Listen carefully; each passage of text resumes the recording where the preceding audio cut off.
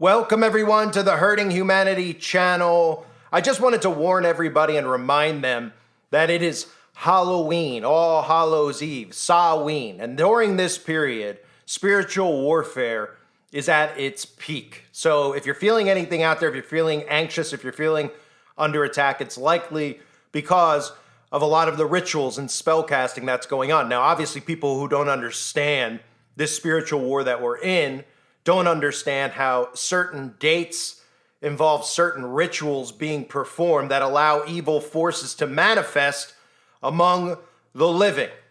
And Halloween is the date that's believed to be the thinnest. The veil is believed to be the thinnest during this time period, the other being Beltane or May Day on May 1st. So there are going to be a lot of rituals going on out there. I would assume the majority of people who listen to my channel, you don't have to be a Christian to listen to my channel, obviously, but I would assume the majority of people do not partake in Halloween. It's really just become a standard in the United States of America. A lot of other countries are well aware of the origins of Halloween, which revolves around human sacrifice. But here in America, everybody thinks it's just constantly playtime. In fact, it seems like it's Halloween every day in America with the way that most of these people dress and look and present themselves out in public. But obviously, more and more people have begun celebrating Halloween. And when I talk about psychology and I talk about the human mind and how we're under constant attack. I mean, we're under constant information attack. We're under constant spiritual attack. And when people are faced with constant confrontation, they start to regress and behave like children, which is one of the reasons you see so many adults, again, behaving like children. And I don't mean that from any other standpoint other than the fact that we see adults, and we see it trending on YouTube, who are rebuying their childhood toys and playing with them and decorating them. Or we see adults who dress up for Halloween and they just say, well, it's because I just want to have a good time. So a lot of the things that are going on now, we're seeing cause this on a lot of adults who look at people like me and say that I'm a stick in the mud, I'm no fun, because I wouldn't partake in these types of events. So I'm not telling you what you should or should not do. It's your life to live. Obviously, I assume the majority of you are Christian, but it's always just a good reminder to remind everybody about spiritual warfare, and especially to remind Christians out there that you're not supposed to be partaking in deeds of the devil, and the entire origins of Halloween are demonic. It's a pagan celebration, which would mean that Christians should not be partaking in it. Then again, obviously with all the stress most people are under and feeling in this world, they like to escape, and it's an escape for them to dress their kids up or dress up themselves. So I want to do something that I do all the time. I play this documentary for everybody out there, and it's a really good documentary that explains Halloween for anybody out there that is new and doesn't understand and thinks everybody's just playing dress up, and it's nothing more than that. It's a lot deeper than that. And I play this pretty much every year, and it's usually on, of course, a new channel because, you know, they never remain. But here is the documentary. I think everybody out there should watch it, share it with others. It's a really informative piece where you can actually get a better understanding of what's really going on during Halloween.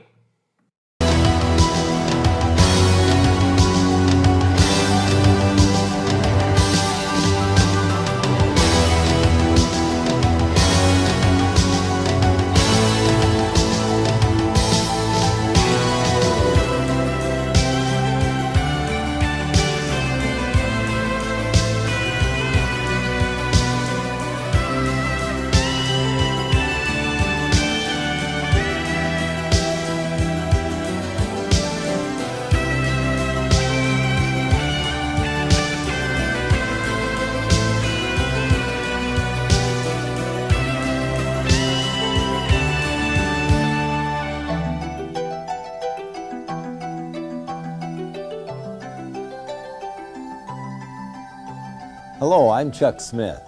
And I'm Carol Matriciana. Welcome to this edition of The Pagan Invasion. Halloween is a festival that conjures up images of ghosts, skeletons, black cats, witches on broomsticks, and little costumed children scurrying about the neighborhood. Trick or treat! Oh my goodness! Hi there. This is all my candy. And who are you? Vampire. Dracula's wife. While there are some people who may be concerned about the origins of Halloween and its focus on blood, death, horror, and the occult, to millions of youngsters across the nation, it has been adopted as a time to pursue scary fun. It is an opportunity to dress up in ghoulish or fanciful costumes, to engage in the fantasy of being a witch or a vampire, ghost or devil. Eager trick-or-treaters solicit candy door to door or bob for apples at Halloween parties.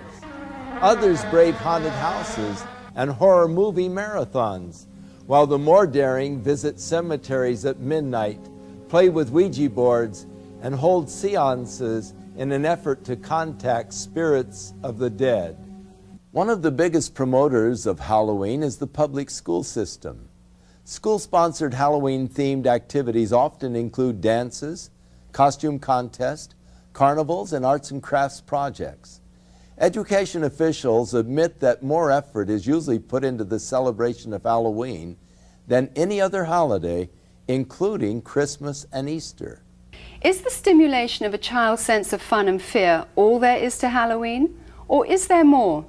For many entrepreneurs, Halloween is big business, a major promotional event used to bring in billions of dollars worth of revenue.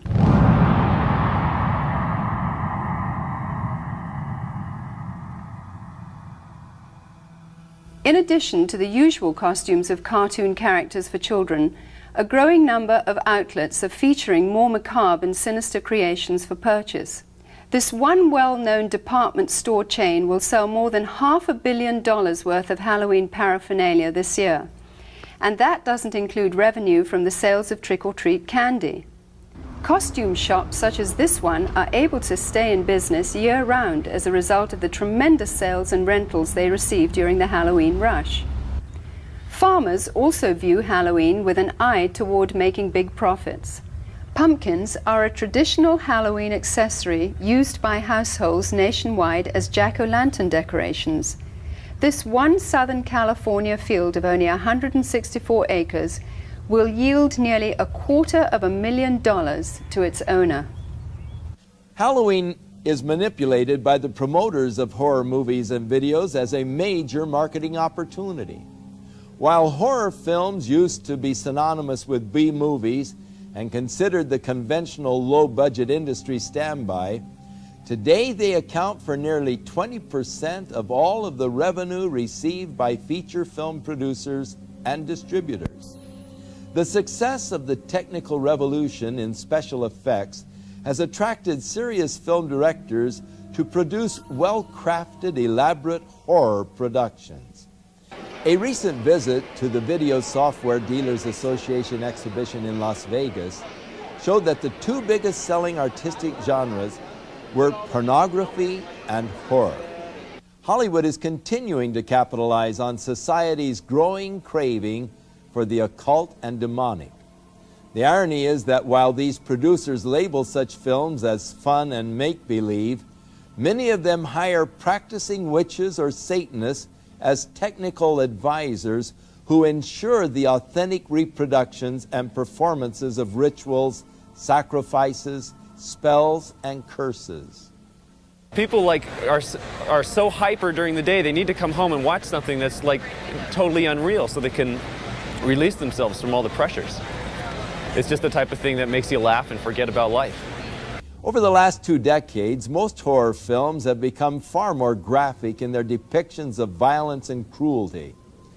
Movies affectionately known as splatter films routinely detail torture and dismembering of bodies, drinking of blood, cannibalism, rape, and a host of other grotesque atrocities.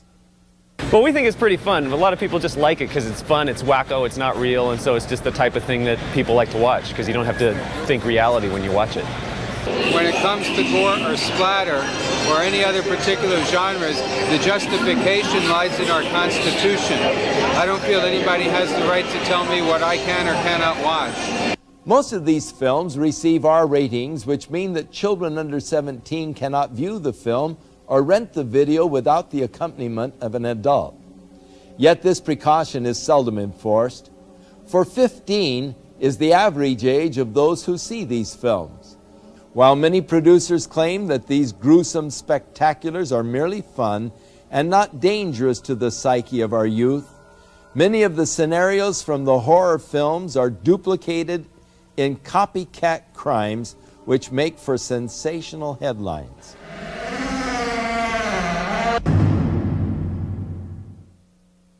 Glenn Hobbs was initiated into a satanic coven as a child by his grandfather and continued participating for many years.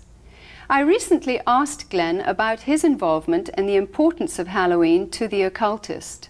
Well, my involvement in satanic worship was, I was involved in it as a child. Of course, I was a generational Satanist, what they call a generational Satanist, and what that means is that my family was involved in it and their family before them. Now, my earliest rememberings of Halloween and some of the things that were involved was, it was a very dark time for me as a child. It was something that I didn't enjoy. Glenn, could you tell us about your involvement in any rituals at Halloween as a child? There was another little girl that was involved in the occult with me, and her name was Becky. Now, Becky was a different type of child. She was blessed to be a sacrifice. I was being blessed to be a high priest, where she was being blessed and born into the coven there to be a sacrifice. Now, we were in a ritual where we were married together. It was a marriage to the beast, and me and the little girl were married together, and there was a lot of sexual abuse that took place and a lot of blood that was spilt over us, joining us together. When do Halloween rituals actually begin, and what is the ultimate purpose of Halloween? Well, the ritual that I remember the most clearly began about the end of September. Me and the little girl, the one I mentioned named Becky, the abuse was very concentrated at that time. We were taken into several rooms where our clothing was removed. We spent the next couple of weeks in a kind of a shack where a lot of rituals went on, where a lot of animals were killed. They summoned Lucifer and his spirit to come and possess me, and so that I would be blessed to take over the position of the high priest at a certain point in time.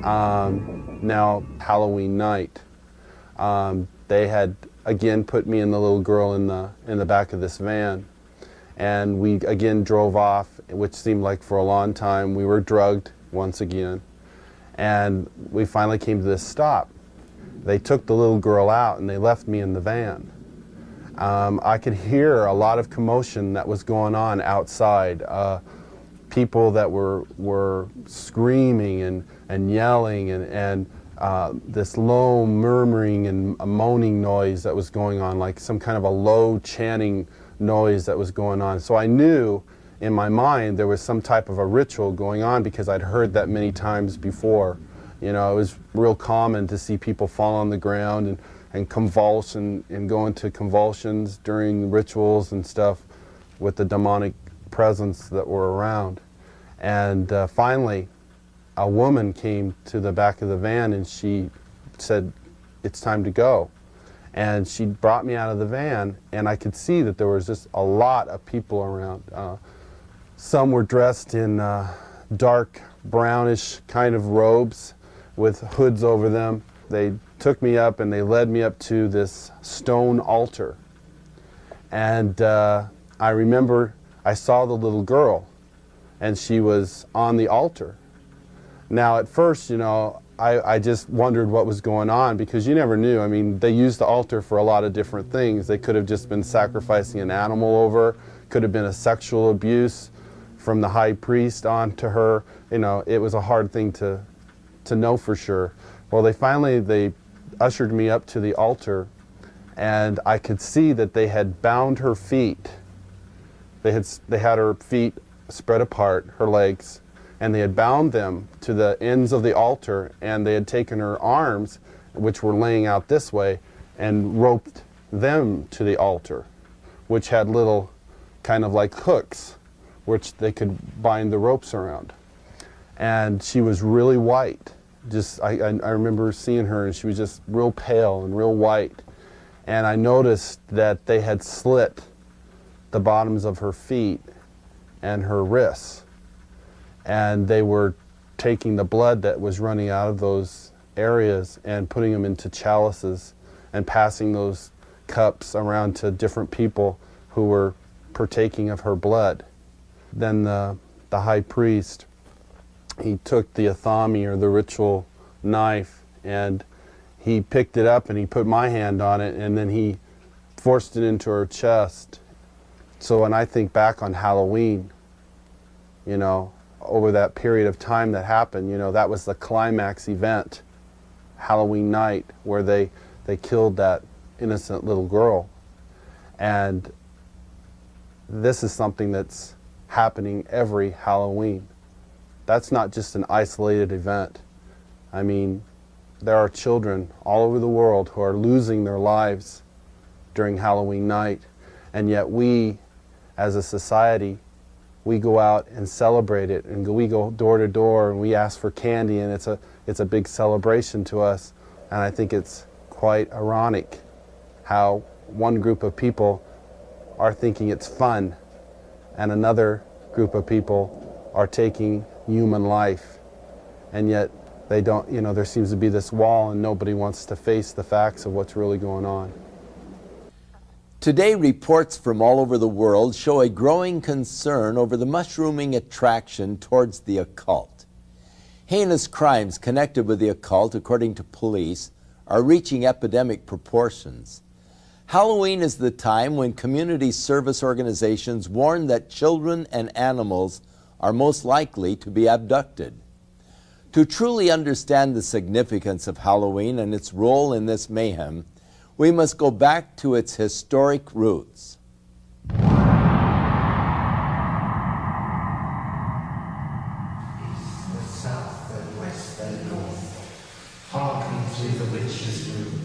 What you are looking at are actual rituals and spells being performed by practicing witches and druids throughout America and Europe. These are not actors or reenactments, they are real. Most of Halloween's customs are the remainders of pagan superstition relating to Samhain, the Druidic New Year. The Druids were the influential priests, magicians and sorcerers of the nature religions that prevailed in early northern Europe. These native beliefs permeated Celtic culture for about 2,000 years, up until the introduction of Christianity. Today, a revival of the practices of Druidism, along with various forms of witchcraft and nature worship, are sweeping across Europe and North America. Power of the sun. Power of the sun. The Druid orders are full of people from all walks of life, from soap opera stars to doctors and lawyers, dentists and toilet cleaners. Anybody can be a Druid. I'm standing on Primrose Hill, which is one of the sacred sites in London, and it was here that the Druid order was inaugurated in its last most recent cycle in 1717, when a number of Druids from Wales and Scotland and Ireland and Brittany and England came together, and it is here that some of the ceremonies are held. Samhain was seen as a time when the dividing line between the dead and the living was at its thinnest. Consequently, contact with spirit beings was thought to be easiest. Samhain was also one of the major fire festivals of the Celts. At this time, the Druidic priesthood led the people in diabolical worship ceremonies in which they would sacrifice animals and humans in ritual killings. Human sacrifice has absolutely no place in the modern tradition. Just because we see a pagan revival doesn't mean that we wish to go back to barbarism of any sort. So it's a bit of a red herring. It's not something we like to talk about. The name for Druids is believed to come from the Greek word drus, meaning oak. Druids usually select groves of oaks for their ceremonies and use the leaves in their sacred rites. The work of the Druids consists in reuniting us with the world of nature externally, and internally with that stream of ancient wisdom and knowledge. Sharing the Druidic tradition of nature worship is witchcraft. The title witch is from the Saxon word Wicca, meaning the one who practices sorcery. The Oxford Dictionary states that a Wiccan is one who is twisted, bent, or warped. Despite attempts from modern Wiccans to sanitize the original intention of witchcraft, its practice cannot be divorced from demonology. O guardians of the watchtower of the east, I, Ishtar, high priestess and witch, do summon and stir thee. I command thy presence at this our meeting, to guard over our circle and to witness our rites.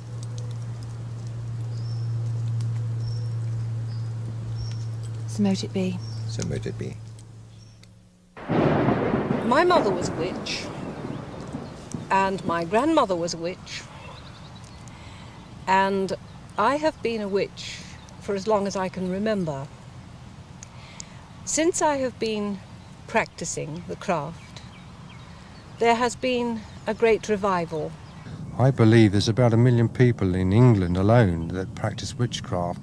The pagans are all over the place with their covens. If they're not calling themselves witches alone, they are paganistic in their ways. There are probably now as many people practicing witchcraft in Britain as there are committed Christians. I regard myself as a natural witch. I was regarding myself as a witch since early childhood. I was brought up in a very isolated part of the country, on the Welsh border, which has a long tradition of magic and Welsh sorcerers. It's almost as if there's a kind of grassroots feeling back towards paganism. We live in a kind of post-Christian era almost, and that people are moving towards a kind of neo-paganism, I suppose. We learn as practicing witches to tap into forces of nature and to actually, if you like, send out a spell or an incantation or an invocation in a very powerful way. It's in many ways to bring you back to nature, to bring oneself back to nature, and to learn how we fit in with the natural scheme of the universe and the natural scheme of the earth, and understanding what we need to do to heal the planet. Because worship of nature is so central to their theology, large numbers of practicing druids and witches are dedicated to today's ecology movement. We have a number of initiatives which include planting groves of sacred trees and a campaign for individual ecological responsibility, which is concerned with showing how each of us can become ecologically responsible. I think the time is coming now where we have to take the responsibility by the throat and actually get out there and say, there are answers here. I'm not prepared as a pagan, as a priest, and as a practicing witch to sit back and see my planet, my mother, raped any longer. Goats, O answer unto me. Halloween is often confused as a Christian holiday because of its association with Christian All Saints' Day or the Eve of St. Hallows, All Souls' Day. In fact, the original Christian dedication used to be celebrated in May and was intended to honour those Christians who died for their faith. But by the 9th century, the influential Roman Catholic Church changed the holiday to November, and the Protestant Church soon followed. Today, a thin Christian veil attempts to disguise an ancient pagan festival of the dead, which has become not only a secular observance, but notorious as the most favoured holy day of witches, sorcerers and devil worshippers. I can't really say when I became interested in Wicca, because it's always been part of me, part of my roots. I love Halloween. I think I'm a very autumn person. We dress up the house with cobwebs and so on, and we cast a circle, and we have a smoky cauldron, and we all scry, which means do clairvoyance, into the smoke which comes out of the cauldron. And we open the gates of the underworld, and if any spirits want to come forward and speak, we listen to them. My first initiation, when I became first degree, was on Halloween, and I felt very, very much in tune with the god. The ancient Druids worshipped Baal, one of the most powerful of all the demon kings. In the list of Enochian demons, Baal is said to be a king which is of the power of the East. Eastern religions emphasize that spiritual power comes from meditation. The common denominator between Druids, witches and Satanists is the practice of meditation for the purpose of making contact with the spirits of the dead or disembodied souls.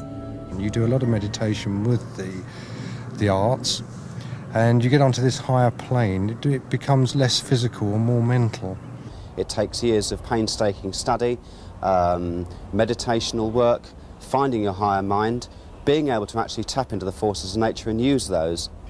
I have, on occasion, touched upon, I suppose you could call them spirit guides. People describe them in a different way. I am aware of a hierarchy of spiritual advisors who live on another plane of consciousness that you can approach, that will acknowledge you and advise you and assist you. We have what we call contacts. There are other names for them. They are beings, that's the easy thing to call them, which can be people who have lived on the earth, or they can be God forms. They become almost as real as the people standing next to you.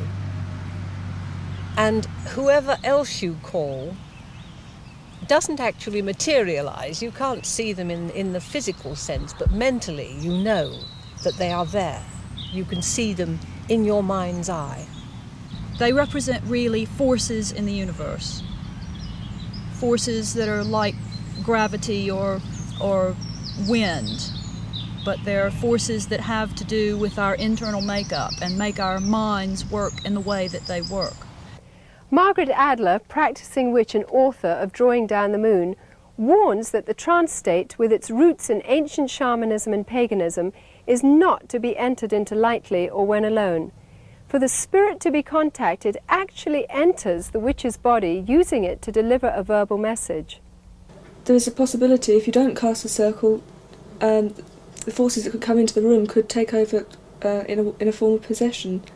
We had one example here where one young woman, a nurse, was possessed by, I don't know what it was, but a horrible voice came through her and she passed out. While occult procedures in their rituals may vary in intensity, the fact is that witches, as well as Satanists, commemorate Halloween night with the same fervent dedication to invoke spirits for personal power. Queen of heaven, queen of hell, horned hunter of the night, lend your power unto our spell, and work our will by magic right.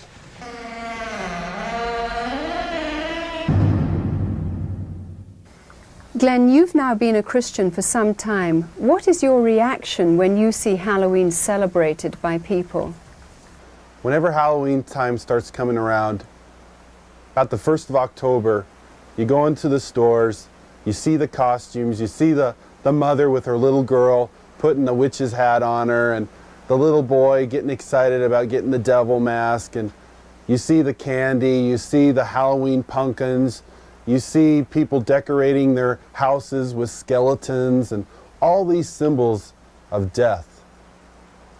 You know, it only serves to bring back horrifying memories to me. Memories of death, memories of children being so abused, so ripped of everything, their character, all in the name of Satan. If a person could really stop the next time they go into that store and realize that there are children who are going to lose their life because people are taking this a step further. There are people out there who don't just celebrate Halloween with trick-or-treat candy. This is a religious holiday to them. This is something that is holy and sacred, and they are taking innocent human life. I can't say, go ahead and have Halloween fun. It doesn't matter if you're participating in Halloween, even if you're not a Satanist, you know, if it's just for fun. No, because these Satanists are using this as a smokescreen. Glenn, you said that Halloween is a religion of Satan. What do you think when you see churches and Christians celebrating Halloween? It makes me sick that the church of Jesus Christ would take on this horrible demonic thing that is happening in our world. Christians should be the ones who are standing up against this. Christians should be the one who are saying these terrible things are happening and we want to stand against this. Churches should not be having these Halloween parties at all. They should be coming together as brothers and sisters in Christ, binding together and coming against these dark forces, praying for these children that God will spare their lives, that somehow God will intervene and save these children. Whether the public chooses to believe in the frightening growth of Satanism or not, the fact is that a highly organized network of Satanists are operating in America and Europe today. They seem to be respectable members of society and are integrated into all professions and walks of life. We go now to a special report from noted author Hal Lindsey, who is on location at a site known to be used for satanic rituals.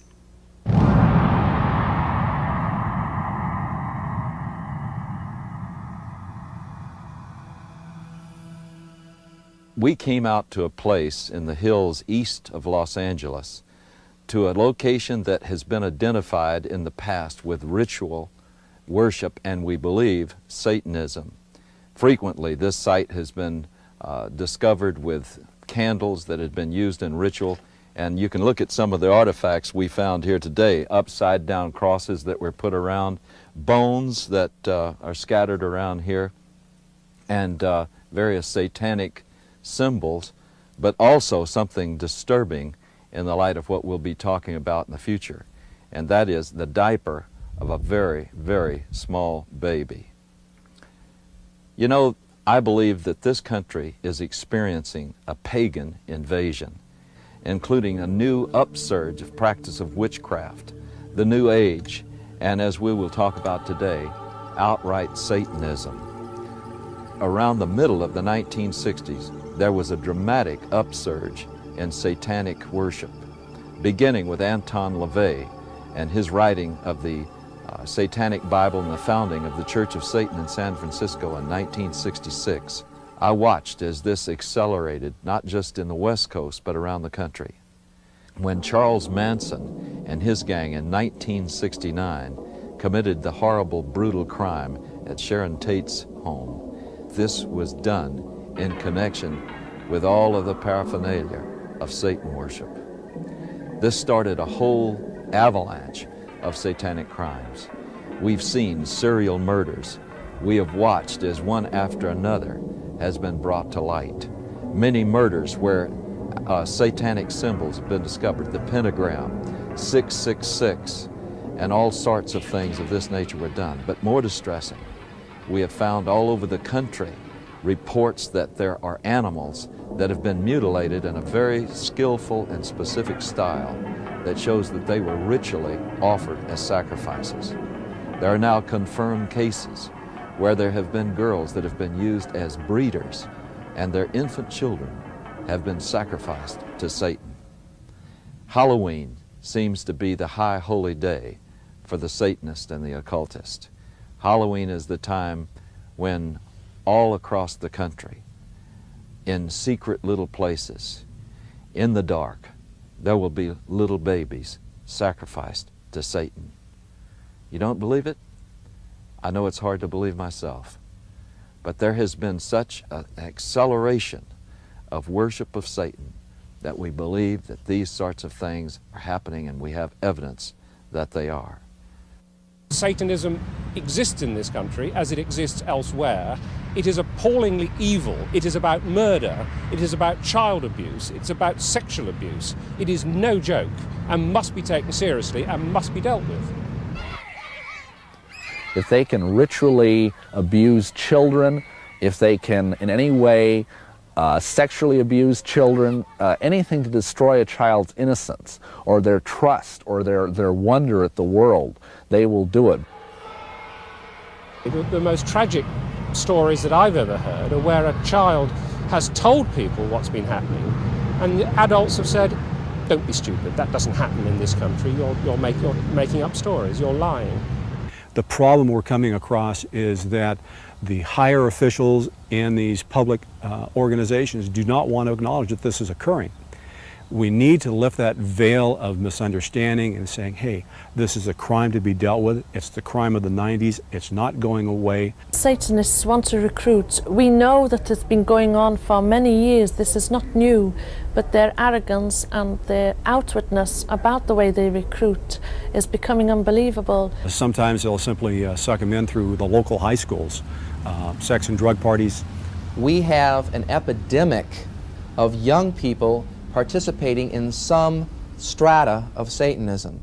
Now, that doesn't mean that they're all out sacrificing human beings, but they may very well be doing the rituals that involve mutilation of animals. One fire department individual told me all of the woods around our area have these types of rituals going on. It is believed that if you kill an animal, that exerts a tremendous amount of energy that the people there can sort of vampirize on, and so animals would be slain, and this is especially true on the high holidays like Beltane and Samhain, Halloween and May Eve.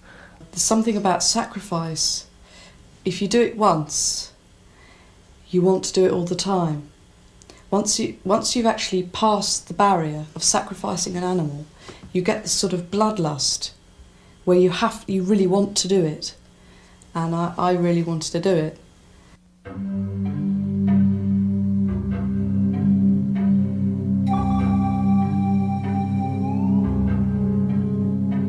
This lady in a black robe came forward with this little baby. And at first I didn't realize it was a real baby. And she just laid it on the altar. It was breathing, but it wasn't crying. And then the high priest just took the athame, or the ceremonial dagger, and just cut the baby's throat and caught the blood in a chalice. At that point, I was staggering, reeling. I thought I was just going to throw up. I just couldn't believe it. But by then, I was so scared that I just stood there. And then when I was led forward, I thought, this is it, it's your turn, they're going to kill you. And I was lifted up onto the altar. Now, I at that time was still in white. It was part of a sacrifice known as the sacrifice of the White Virgin. And the same blood that had come from the baby was daubed all over my body. Then the high priest raped me.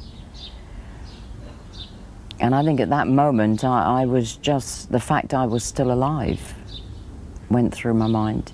I thought, you're still alive. I then had to sign in blood a parchment stating that I would never ever reveal what had happened in a coven. If I did, I would die. Are human beings being sacrificed? Yes, they are. There's a lot of things that I would look for to make a determination on a ritualistic crime. It could be marks that are found at the scene. It may be things like a pentagram. It may be an upside-down cross. It could be, again, the number 666. It could be a loss of blood in the body, certain parts removed in a certain manner. They're victims. Some are targeted for specific reasons. One, because they wouldn't join. Two, because they did join and they want to drop out. Some of their victims are themselves. They voluntarily do it. In many satanic groups, a mother will be asked to sacrifice her own child to Satan, and she may even, in fact, be ritually impregnated to do that. She may even specifically have been impregnated, and then when the child is born, they never register the child as being born, and they kill it in a very horrible way, and sometimes the mother herself is actually asked to do it. Some of you may not even believe what you've just seen. You may believe that this is just something that's aberrational and that it just doesn't reach the mainstream of America. But just think about some of the headlines we've had recently. The case in Matamoros, where a group in Mexico were practicing human sacrifice, where they kidnapped and actually sacrificed several innocent young people. And think about the Night Stalker case here in Los Angeles, with Ramirez brazenly flashing the satanic symbol and saying, "Hail Satan," and holding up his palm with a pentagram in it. And yet Ramirez was convicted of some of the most brutal crimes that we've ever seen in this civilized society. One case where he caused the woman to say, "Hail Satan," while he was raping and sodomizing her alongside of her husband, whom he had already murdered. These are things that were done as a result, I believe, of getting involved in Satanism. The real Satanists, the hardcore Satanists, are involved in criminal activity, and for that reason they are going to try and look as normal as possible, the better to be able to deceive you. They're doctors, they're lawyers, they're teachers, they're oftentimes people who are in positions of great influence over small children.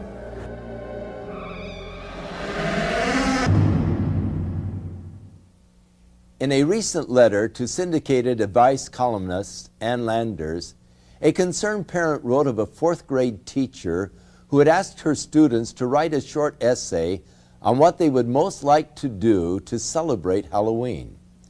80% of her 9-year-olds expressed the wish to kill somebody. It is easy to see how Halloween's ambiance can promote an unhealthy desire for violence. All of today's seemingly innocent Halloween customs and symbols have their origins in the ancient Celtic Day of the Dead. For example, the practice of trick-or-treat is from Celtic tradition, where people gave food in return for blessings from spirits of the dead. Failure to supply treats would result in demonic retaliation. Jack-o'-lanterns grew out of the Celtic tradition of carving the faces of demonic spirits on turnips and later on pumpkins. The World Book Encyclopedia says the apparently harmless lighted pumpkin face of the jack-o'-lantern is actually an ancient symbol of a damned soul. Candlelit pumpkins, or skulls, at a home signified that the occupants were sympathetic to Satan and would therefore receive mercy by spirits and trick-or-treaters on their Halloween rounds. Perhaps the most sickening of all Druidic New Year practices were the human sacrifices which occurred at midnight. Adults and children alike would be thrown into huge fires while the celebrants danced around them in demonic fits of abandon. By morning's light, only ashes and bones would remain. These were called bone fires, which is where we get the tradition of bonfires today. The Druids believed that black cats were reincarnations of the evil dead and were possessed with supernatural power and knowledge. Bobbing for apples was part of the Druidic New Year sexual divination ceremony of fertility. The broomstick and witches' hats were originally considered phallic symbols. When used in the rituals of witchcraft, these objects supposedly transform the sexual energy released during orgasm into psychic energy. By understanding the pagan origins of Halloween, we can no longer claim ignorance. As parents, we are called to a sense of responsibility and must decide whether to allow our children to participate in occultic celebrations which glorify the powers of darkness.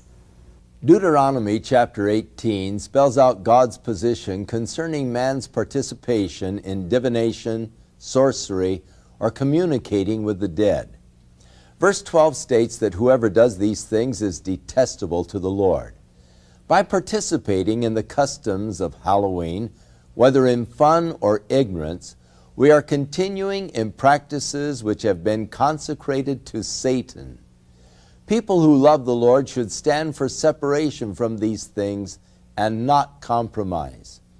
Christians can gather together at Halloween and use the night to educate themselves to the dangers of paganism and to take the opportunity to pray and wage spiritual warfare against the powers of darkness in their community.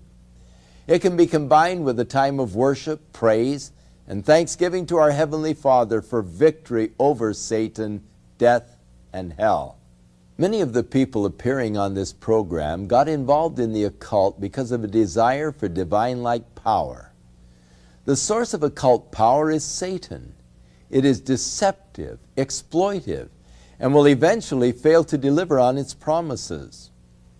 And there is always a hidden and heavy price to pay. The power God offers mankind, on the other hand, stems from a personal caring for that which He created. If you don't know God, but would like to experience His life-changing power, then recognize that Jesus Christ wants to be the Lord and Savior of your life. If you accept the fact that His death and resurrection is payment in full for all of your sins, you will have everlasting life. Within all of us, there is a God-shaped vacuum. Throughout the ages, man has attempted to fill that void with the things of the world. But it is only through a relationship with our Creator that we can be truly satisfied. His Holy Scriptures reveal the way in which we can be reconciled to God, and that is through the provisions of His Son, Jesus Christ.